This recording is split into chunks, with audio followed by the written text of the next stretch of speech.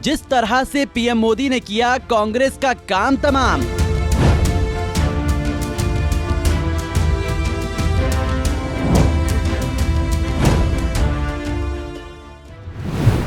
अब यूपी में योगी के लिए अखिलेश करेंगे वही काम।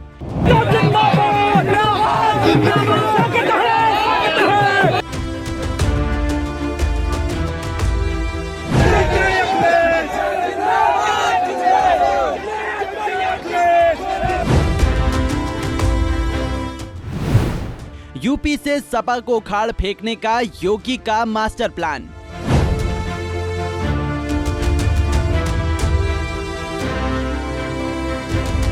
साल 2014 ये वो साल रहा जब देश में सत्ता परिवर्तन हुआ। केंद्र में नरेंद्र मोदी की सरकार आई और फिर ताबड़तोड़ कई ऐसे फैसले लिए गए जो ऐतिहासिक साबित हुए। मैं नरेंद्र दामोदर दास मोदी ईश्वर की शपथ लेता हूं कि मैं विधि द्वारा स्थापित भारत के संविधान के प्रति सच्ची श्रद्धा और निष्ठा रखूंगा। मैं भारत की प्रभुता और अखंडता का अक्षुण्ण रखूंगा। मैं संघ के प्रधानमंत्री के रूप में अपने कर्तव्यों का श्रद्धापूर्वक और शुद्ध अंतःकरण से निर्वहन करूंगा। विरोधियों ने लाख सवाल उठाए, लेकिन मोदी अपने फैसलों पर अड़े रहे। मोदी लहर की आड़ में तमाम विपक्षी दल कहीं पीछे छूट गए। सत्ता में पीएम मोदी के आने के बाद सबसे बड़ा नुकसान कांग्रेस ने भुगता।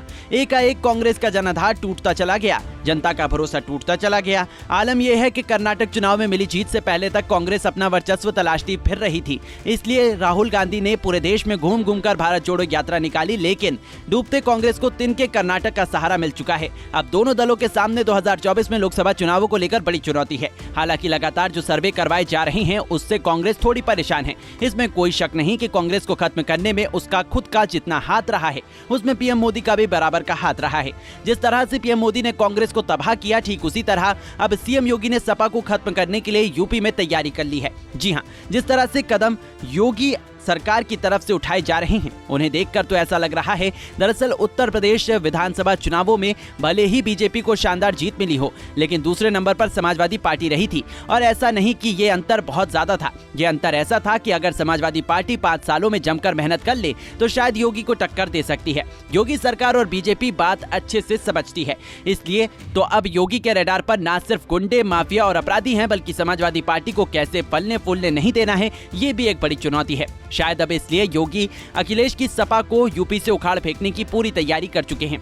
तभी तो सपा की हर एक गतिविधि पर योगी सरकार और पुलिस की पैनी नजर है। हाल ही में गाजियाबाद में सपा मीडिया सेल के ट्वीट पर एफआईआर दर्ज हुई। दरअसल इस ट्रांसफर में पुलिस जाति को लेकर सवाल खड़े किए गए थे। फिलहाल इस मामले में यूपी पुलिस अज्ञात में एफआईआर दर्ज की है। ये ट्वीट समाजवादी पार्टी के मीडिया सेल के ट्विटर हैंडल से किया गया था। इस ट्वीट में गाजियाबाद पुलिस कमिश्नरेट में ट्रांसफर पर सवाल खड़े किए गए थे और ये आरोप लगाया गया था कि एक जाति के लोगों को पोस्टिंग दी गई। ट्वीट में आरोप लगाया गया था कि सभी एक ही ठाकुर जाति के हैं। ट्वीट में लिखा गया था, गाजियाबाद 6 कोतवाली प्रभारियों के हुए तबादले। इंदिरापुरम, साहिबाबाद, नंदग्राम, लिंक रोड, महिला थाना समेत मधुबन, बापूधाम कर कोतवाल बदल दिए गए। सबका साथ लेकिन एक जाति पर विश्वास, सिर्फ एक जाति का विकास। वोट के वक्त सब हिंदू, मलाई बांटते वक्त सिर्फ योगी जी के स्वजातीय ठाकुर। हालांकि जब इसकी जांच की गई तो ऐसा कुछ भी नहीं पाया गया, इसलिए एक शख्स की शिकायत पर एफआईआर दर्ज की गई है। वैसे इससे पहले सपा मीडिया सेल के सदस्य मनीष जगन अग्रवाल को गिरफ्तार किया गया था। ताबड़तोड़ जिस तरह से समाजवादी पार्टी के कार्यकर्ताओं पर एक्शन हुआ, उसे लेकर अखिलेश यादव ने कहा था कि यूपी पुलिस बीजेपी के इशारे पर काम कर रही है। इतना ही नहीं, सपा के कद्दावर नेता आजम खान ने तो ये तक ऐलान कर दिया था कि अगली बार सपा की सरकार आई तो जिन्होंने ठोकर मारी वही सैल्यूट करेंगे। कुछ ऐसा ही बीजेपी सरकार समाजवादी पार्टी की कमर को तोड़ने का काम कर रही है। खैर, केंद्र में मोदी और यूपी में योगी जिस तरह का काम कर रहे हैं और विरोधी दलों को उखाड़ फेंक रहे हैं, उससे लग रहा है कि अभी सपा को सत्ता में आने के लिए काफी मेहनत करना होगा। वैसे अब देखने वाली बात यह होगी कि लोकसभा चुनाव में मोदी मैजिक कितना चल पाता है। Bureau report, Punjab Kesari TV.